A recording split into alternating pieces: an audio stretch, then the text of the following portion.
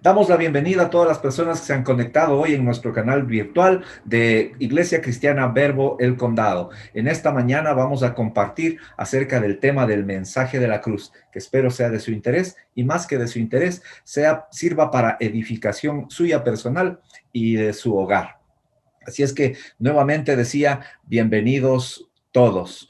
Comparto la pantalla un momento para comenzar la charla indicándoles acerca de lo que tratamos de decir con el mensaje de la cruz. Muchos de nosotros vemos la cruz como varias circunstancias. Quizás vemos la cruz y vemos como un ídolo, o quizás vemos como un arma, o quizás vemos como el símbolo con el cual el Señor Jesucristo trajo salvación a nuestra vida. Pues antes de comenzar, yo quería darles un ejemplo o una historia que creo que todos la conocemos. Había alguna vez un granjero ya de muy avanzada edad en donde tenía que preparar su almuerzo. Pues obviamente decidió preparar un caldito de gallina. Pero como ya tenía avanzada edad, no estaba para perseguir a las gallinas, para atraparles, para agarrarles y hacer lo que hay que hacer. Pues entonces él se ideó un mecanismo muy fácil. Cogió varios granitos de maíz y desde la jaulita de la gallina le puso un granito tras otro y fue poniéndole en el piso un granito tras otro. Entonces la gallinita iba comiendo un granito, otro granito, hasta que el granjero llevó así hasta la cocina. Y en la cocina pues procedió a hacer lo que debía hacer. La gallinita fue cortada el cuello, desplumada y llegó a hacer el almuerzo de aquel granjero. A muchos de nosotros nos pasa eso. El enemigo nos pone unos dulcecitos que vamos siguiendo el camino que él quiere. El enemigo nos va poniendo ciertas cosas que nos interesan mucho a nosotros, pero no sabemos que el final es el mismo de la gallinita. No sabemos que al final nos espera algo trágico. Yo creo que la gallinita estaba muy contenta con cada granito de maíz que comía. Igual nosotros, cuando tomamos el incentivo que nos pone el enemigo, nos ponemos muy contentos, pero sabemos que el fin es algo muy complicado. Por eso, mis queridos hermanos, quiero ponerles la base bíblica para esta mañana, que está en Primera de Corintios capítulo 2, versículos 1 y 2. Como ustedes conocen, personalmente me gusta mucho utilizar la Nueva Traducción Viviente, porque es un lenguaje más coloquial, es un lenguaje que es mucho más entendible que el lenguaje antiguo que utilizan las otras versiones. Entonces, quiero también explicar de que Pablo lo dijo muy bien y muy claramente, por eso voy a tomar el ejemplo del apóstol Pablo que hizo para evangelizar y para mandar o expresar el mensaje de la cruz, el mensaje de Cristo. Y miren lo que dice el apóstol Pablo. Cuando escribe su carta a la iglesia de Corinto, que la iglesia de Corinto estaba pasando como la gallinita del ejemplo, estaba desviándose de alguna manera. Y dijo, amados hermanos, la primera vez que los visité, no me valí de palabras elevadas ni de una sabiduría impresionante para contarles acerca del plan secreto de Dios. ¿Por qué no copiamos esto de Pablo, mis hermanos? ¿Por qué no hacemos lo mismo? No se trata de hablar palabras rimbombantes, no se trata de dar un discurso con gran conocimiento científico. Únicamente hay que hacer lo que está en el versículo 2. Pues decidí que mientras estuviera con ustedes, olvidaría todo, dejo todo, excepto a Jesucristo, el que fue crucificado. Entonces, nuestro mensaje tiene que ir centrado específicamente en Jesús crucificado, en la labor que hizo nuestro coheredero, Señor Jesucristo, el Padre de los cielos, dándonos a su Hijo unigénito para que sea crucificado por nuestras faltas. Porque tú debes saber, estimado hermano, y tenemos clara la película que voy a poner, que desde que el Señor creó a Adán y Eva, desde que ellos pecaron, estaba en la cabeza del Señor, en el corazón del Señor, que algún día, enviaría a su Hijo unigénito para morir por nosotros. Ese fue el corazón de Dios. Esa fue la intención de Dios siempre, Para eso fue preparado todo este tiempo con los profetas, con aquellas personas que podemos leer en el Antiguo Testamento, hasta llegar a los evangelios, en donde recibimos el mensaje específico de la cruz y de la cruz de Cristo. En 2 Corintios capítulo 5, Pablo dice alguna otra cosa especial respecto a la crucifixión de Cristo. Dice, pues Dios hizo que Cristo, quien nunca pecó, estoy leyendo 2 capítulo 5, versículo 21. Y repito, pues Dios hizo que Cristo, quien nunca pecó, fuera ofrenda por nuestro pecado para que nosotros pudiéramos estar en una relación correcta con Dios por medio de Cristo. Es decir, que el Señor Jesucristo ahora es el intermediario para que nosotros podamos llegar al Padre de los cielos. Cristo es el único camino. Él dijo, yo soy la verdad y la vida. Yo soy el camino, la verdad y la vida para llegar al Padre. Y en eso estamos nosotros, o más bien dicho, en eso deberíamos estar. Y mira tú que Pablo, que con tanto conocimiento, inspirado por el poder de Dios, vuelve a decirnos otra recomendación adicional. Y quiero nuevamente compartir la pantalla con ustedes para que nosotros podamos estar entonados, enchufados. Gálatas capítulo 1, versículo 11, dice lo que ustedes pueden leer ahí. Y voy a permitirme leer con ustedes. Amados hermanos, dice Pablo a la iglesia de Galacia, que estaba pasando algo similar con la iglesia de Corinto, que entiendan que el mensaje del evangelio que predico no se basa en un simple razonamiento humano. Aquí hago una pausa. Miren, el mensaje, el evangelio, no podemos llevarlo en la cabeza únicamente.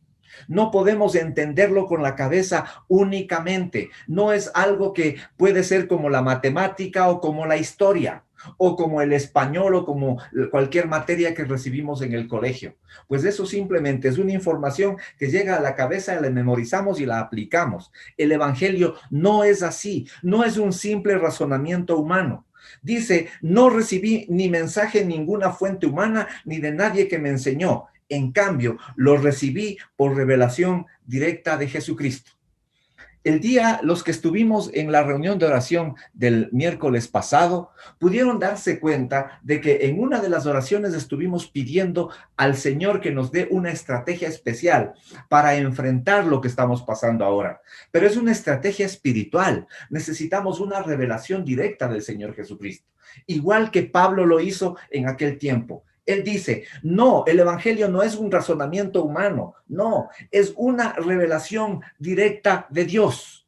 Y para recibir esa relación directa de Dios, me voy a lo que Pablo dice, en cambio, a la iglesia de Éfeso. Miren, Pablo, con tanto conocimiento de la palabra de Dios y enchufado con el poder de Dios, le dice a la iglesia de Éfeso en Efesios capítulo 1, versículos 16 y 17, que ustedes pueden leer en la pantalla. Y dice, no he dejado de dar gracias a Dios por ustedes. Les recuerdo constantemente en mis oraciones y le pido a Dios, esa era la oración de Pablo, le pido a Dios, el glorioso Padre de nuestro Señor Jesucristo, que les dé sabiduría espiritual y percepción para que crezcan en el conocimiento de Dios. Insistiendo en lo anterior, no es un razonamiento lógico el evangelio de Dios, no es un razonamiento lógico el poder de Dios, no es nada lógico, es algo sobrenatural que el Señor dice, que Pablo dice, que en sus oraciones le pide a Dios que nos dé sabiduría espiritual y percepción. Sabiduría espiritual es cuando conoces la palabra de Dios. Percepción es cuando abres tu corazón para recibir el poder de Dios dentro de ti, para que ahí podamos conocer a Dios. A Dios no lo podemos conocer por un razonamiento lógico, imposible, porque en el plano natural el Señor no se va a presentar en ti. El Señor está en el plano sobrenatural, sobrenatural. Por favor, la persona que está rayando la presentación, evite hacerlo. Por favor, me distrae mucho. Le pido de favor, deje de rayar la presentación. Por favorcito. Me entretiene y me despista, me entretiene y me desvía de lo que estoy hablando. Entonces, repitiendo, tratando de enchufarme nuevamente, Pues el Señor trata de revelarse a ti y a mí de una manera sobrenatural. Y para eso necesitamos que el Señor nos dé sabiduría espiritual y percepción para que crezcamos en conocerle a Él. Y pues bueno, y ahí va la cruz. Ahí va la revelación de la cruz. Ahí va la revelación de Cristo. Y puedo presentarles algo más escrito que digo, jamás el Señor no está registrado en ninguno de los evangelios ni en ninguna de las cartas que el Señor haya hablado en lugares públicos acerca de su resurrección. Nunca dijo públicamente, voy a morir, me van a sacrificar y voy a resucitar. No, él dijo exclusivamente a quienes estaba discipulando, a sus 12 discípulos. A ellos les dijo que va a ser entregado en sacrificio para perdón de los pecados y que va a regresar en espíritu. Pero nunca dijo en lugares públicos, de tal manera que aquel ladrón, o en esta versión dice aquel revolucionario, y aquí quiero hacer un paréntesis. Recuerdan que el Señor fue crucificado en medio de dos revolucionarios, dos ladrones. No es que es el buen ladrón y el mal ladrón, ¿no? Todo ladrón es malo. No hay un ladrón bueno. Porque si no, yo quisiera ser un ladrón bueno, pues para ir al cielo después de robar, y no es así. Entonces, uno de ellos, recuerdan lo que les dijo, que se acuerde de él cuando esté en el cielo. Entonces, aquel ladrón, aquel revolucionario, recibió la verdad, conoció la verdad por revelación de Dios. Vale decir, por fe. No es por otra circunstancia. No es porque tuvo un razonamiento lógico. El razonamiento lógico lo tuvo el otro ladrón. Tuvo aquella otra persona que se burló de Cristo. Aquellas personas que razonaron lógicamente fueron los gobernadores, aquellas autoridades que se burlaron de Jesús. Ellos razonaban lógicamente y decir, ¿por qué este es el rey de los judíos? ¿Por qué se declara como hijo de Dios? Por eso, la única manera que una persona puede recibir a Cristo es cuando Dios abre los ojos de su entendimiento y ablanda su corazón. Llámese fe.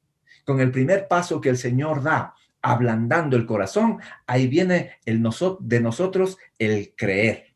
No sé si estoy siendo claro. Si estoy siendo claro, levante su dedito. O si no, no tengo problema en repetir 5 veces. Perfecto. Bueno.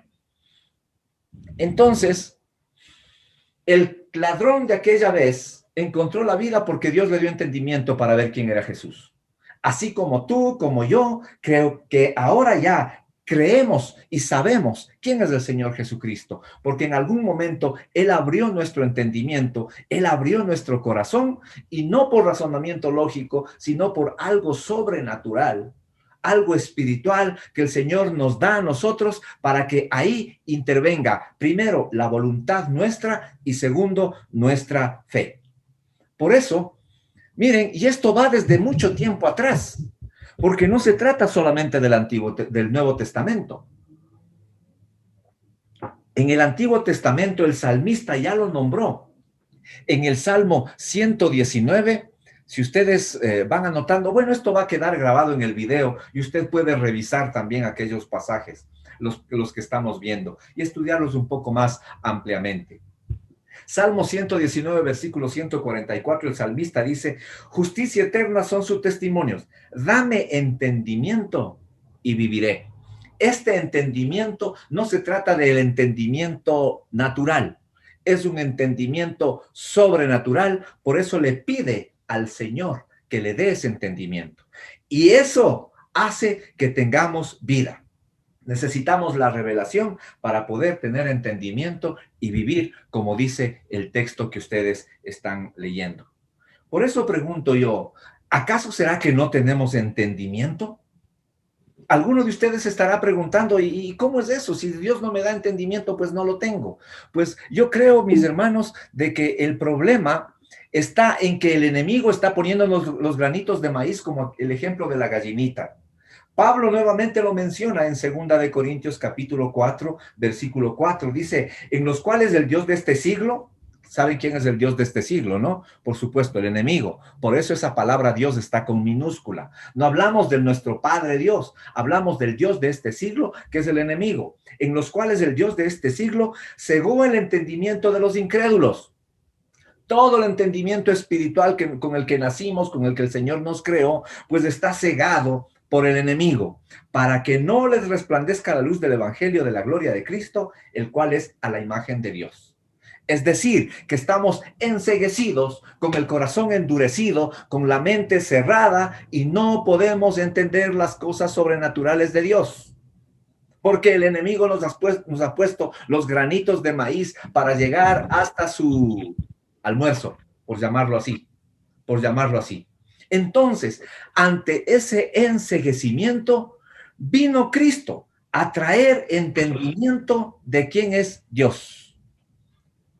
Por favor, les pido, silencie su micrófono. Silencie su micrófono, por favor. Alguien está con el micrófono habilitado. Entonces decía, ese enceguecimiento que nos produce el Dios de este siglo, viene a ser quitado, viene a ser roto por el Señor Jesucristo en la cruz. Y Dios, ese momento nos da el entendimiento que nos libera de la ceguera espiritual.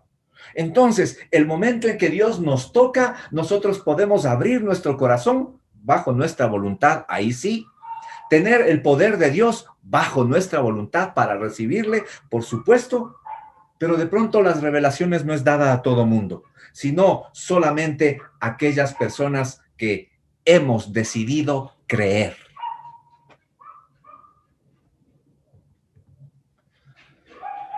Y aquí sí me paso al Evangelio de Mateo, capítulo 27, desde el 32 en adelante. Me van a tener un poco de paciencia porque voy a leer todos estos versículos, porque interesa saber todo o recordar todo el proceso de la crucifixión de Cristo para entender cuál es el mensaje de la cruz. Versículo 32 del capítulo 27 de Mateo dice: en el camino se encontraron con un hombre llamado Simón, quien era de Cirene, y los soldados le obligaron a llevar la cruz de Jesús. Usted puede ver en la pintura o fotografía de la izquierda, en el gráfico de la izquierda, a Simón de Cirene cargando la cruz de Cristo, ayudándole a Cristo. Fue obligado a cargar la cruz. No lo hizo por su voluntad. Sigue el texto, dice, salieron a un lugar llamado Gólgota, que significa lugar de la calavera. Los soldados le dieron a Jesús vino mezclado con hiel amarga, pero cuando la probó se negó a beberla. Después de clavarlo en la cruz, los soldados sortearon su ropa tirando los dados, luego se sentaron alrededor e hicieron guardia mientras él estaba colgado ahí en la cruz. Con él crucificaron a otros dos revolucionarios, uno a su derecha y otro a su izquierda. Creo que este gráfico lo hemos visto varias veces, con una persona obligada a llevar la cruz de Cristo, con una persona obligada a entrar en la cruz de Cristo, con unos soldados que sortearon y sorteaban su ropa y se burlaban del Señor Jesús.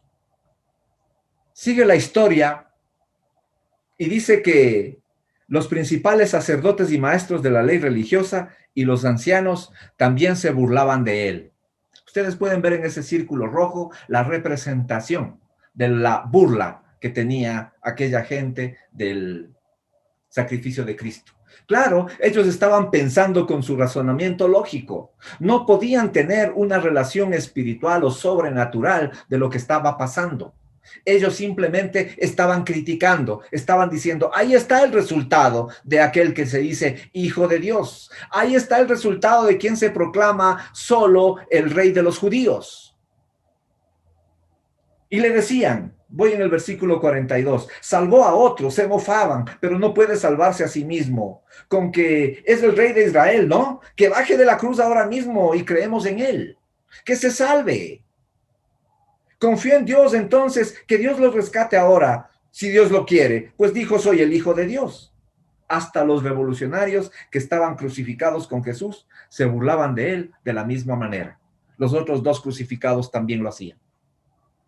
Pregunto aquí, quizás tú también algún momento te burlaste de la cruz de Cristo, o quizás dijiste, no, ¿cómo es posible que haya un Dios que nos cuide ahora? Quizás en el tiempo anterior, ahora no.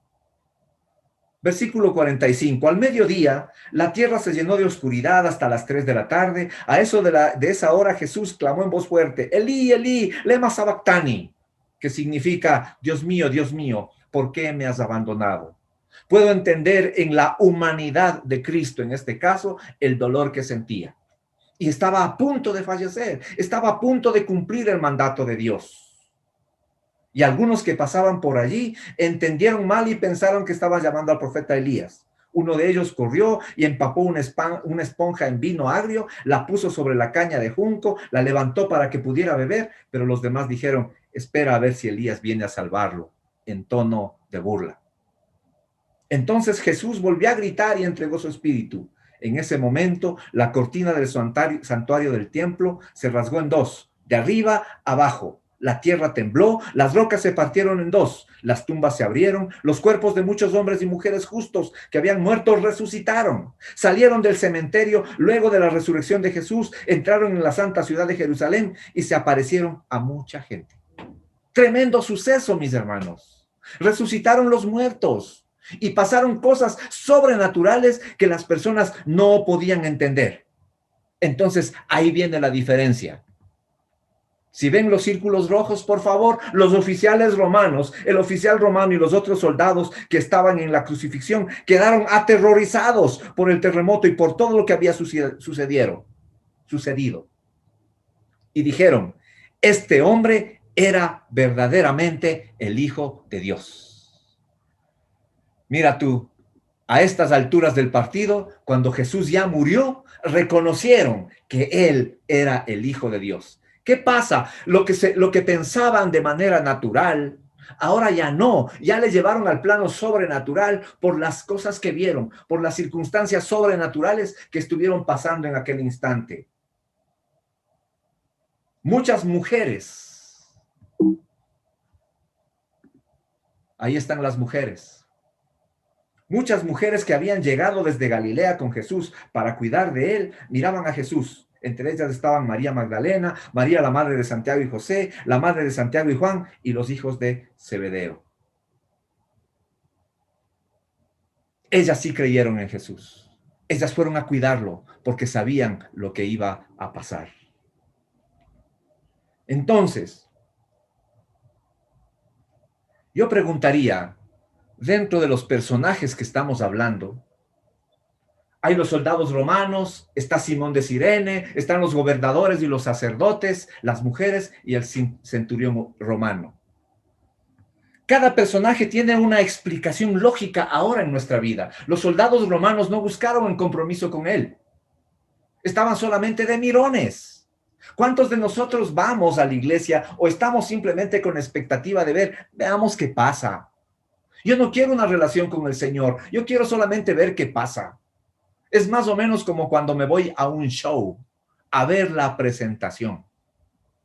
Y también estuvo Simón de Cirene, que fue obligado a cargar la cruz. Aquellos, y representan a aquellos que son obligados a ir a la iglesia, y obligados a ir a la congregación. Quizás son los hijos nuestros, o el esposo, la esposa de ti, de tuyo o mío, no sé. Que tenemos que poner, entre comillas, coimas para que vayan. Me acompañas a la iglesia y te doy lo que me estás pidiendo. Pero no van en busca de una relación genuina, de una relación directa con el Señor. Asimismo, los gobernadores y los principales sacerdotes son aquellas personas que ahora tienen sed de ver fracasar a otros. O quizás los pesimistas, que están con razonamiento lógico siempre y no con el corazón espiritualmente abierto para ver la gloria de Cristo en las circunstancias y en las personas. Ellos dirán quizás, no, comenzó la pandemia, la iglesia ya se va a cerrar. No, ya con estas circunstancias que vivimos, ¿para qué la iglesia? Más bien cuidémonos, encerrémonos y no salimos nunca más. Sin darse cuenta que a través de estas plataformas virtuales, las iglesias se han multiplicado en cada casa. Y claro, algún momento regresaremos a la relación presencial también, sin dejar de tener este tipo de actividades que tanto nos han bendecido. Podemos conectarnos con personas de otras ciudades y de otros países, desde la comodidad de nuestro hogar. Claro, y también tenemos a las mujeres que amaban a Jesús. Aquellas mujeres buscan tener una relación más profunda con Jesús. Y no hablo solamente de mujeres, hablo de un genérico como personas que estuvieron ahí. Aquellas personas que estamos con la sed de conocer cada día más a Cristo y acercarnos a Él. y estar con Él todo el tiempo y crecer espiritualmente. Pero recuerdas, también hay un Pedro que negó a Jesús y tenía vergüenza de mirar la cruz. Pero el asunto no se quedó ahí en el caso de Pedro. Pedro fue quien negó a Jesús 3 veces, quien estaba al lado de Jesús, quien fue discipulado, quien fue un hombre muy explosivo. Y al tener vergüenza de ver la cruz, después el Señor Jesús resucitado se acerca donde él y le extiende su misericordia. Y recuerda lo que Pedro hizo después, al menos después de recibir el poder del Espíritu Santo. Predicó una vez y 5,000 se convirtieron. O quizás el centurión romano, que es otro de los protagonistas, que a pesar de no tener una intimidad continua con el Señor, sabe que en el hombre de la cruz hay poder, porque constataron los milagros que hizo el Señor una vez resucitado. La pregunta de hoy es, ¿con qué personaje te identificas tú? ¿Con qué personaje querrías llegar a ser? ¿Qué quieres, qué buscas en la cruz de Cristo? ¿Cuál es el propósito tuyo?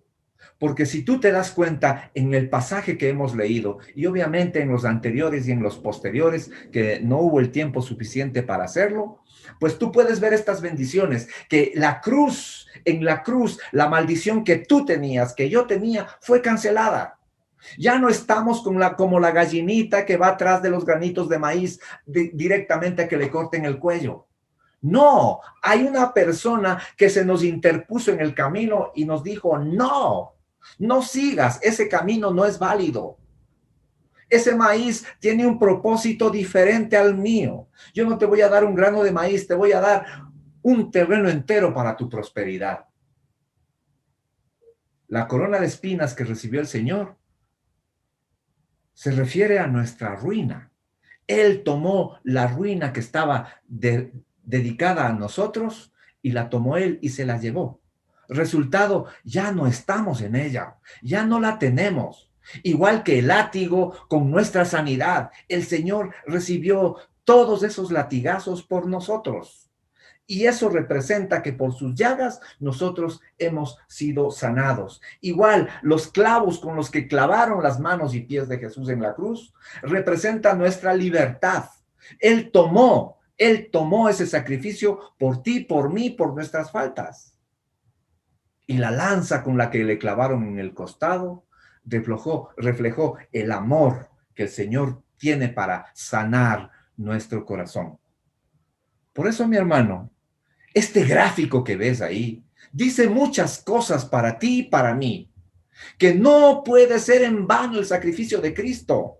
La cruz del Calvario tiene muchísimo valor para nuestra vida. Es un ícono en nuestra vida que cuando nosotros abrimos nuestro entendimiento, Pablo nuevamente escribe a la iglesia de Colosas respecto a la cruz de Cristo y dice que nosotros estábamos muertos a causa de nuestros pecados. Así fue. Andábamos ciegos, andábamos tras de los granitos de maíz. Estábamos así enceguecidos por nuestros pecados y por nuestras faltas y porque aún no les habían quitado la naturaleza pecaminosa, que es lo que tenemos como seres humanos. Entonces, en ese momento, no en otro, en ese momento, Dios le dio vida con Cristo al perdonar nuestros pecados. Todo lo que acabamos de hablar, todo lo que hizo el Señor Jesucristo por ti y por mí, es para quitar ese velo que teníamos antes, para quitar ese pensamiento natural con el que venimos por estar enceguecidos por los problemas y por los pecados que cometemos, por los granitos de maíz que nos puso el enemigo en cierto momento. Por lo tanto, leo el versículo 14, Él, el Señor Jesucristo, anuló el acta con cargos que había contra nosotros y la eliminó clavándola en la cruz. Esa acta representa a Él mismo, clavado en la cruz. De esa manera, con su sacrificio, entregándose Él por ti y por mí, desarmó a los gobernantes y a las autoridades espirituales, los avergonzó públicamente con su victoria sobre ellos en la cruz. Así es, mi hermano. Todo lo que el Señor Jesucristo hizo, todo ese proceso espiritual, toda esa representación, nosotros ahora lo tenemos a nuestro alcance. Y como dije, o como dijo Pablo al inicio de esta reunión, en Segunda de Corintios, pues no es un pensamiento natural, es algo espiritual, es algo sobrenatural con lo que nosotros debemos llevarlo. No se trata de dar discursos rimbombantes, sino simplemente explicar el sacrificio que Cristo hizo en la cruz para el perdón de nuestros pecados. Por eso, mi hermano, quiero concluir diciéndote y recordándote las 4 leyes espirituales que deben estar grabadas en tu cabeza y en tu corazón, porque son leyes espirituales, no naturales. La primera, que Dios te ama y te ofrece un maravilloso futuro para tu vida. Tiene un plan perfecto para ti.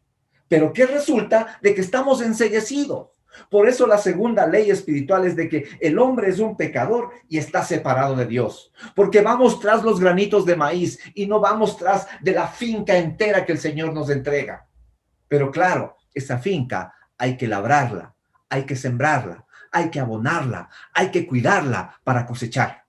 Y más fácil nos vamos por el granito que está sobre la tierra, fácil de adquirirlo, de comerlo sin ningún esfuerzo. Y eso es puesto por el enemigo, pero el resultado ya sabemos a dónde nos lleva. Pero si vamos tras de la voluntad de Dios, el asunto es diferente. Y la tercera ley espiritual dice que Jesucristo es la única provisión de Dios para el pecado del hombre. La única alternativa que nos salva, la única alternativa que cambia nuestra vida es el Señor Jesucristo. Él es la provisión que el Padre de los cielos hizo para que nosotros podamos restablecer esa relación. Y por último dice, tienes que recibir individualmente a Jesucristo como nuestro Señor y Salvador. Y vamos nuevamente al inicio.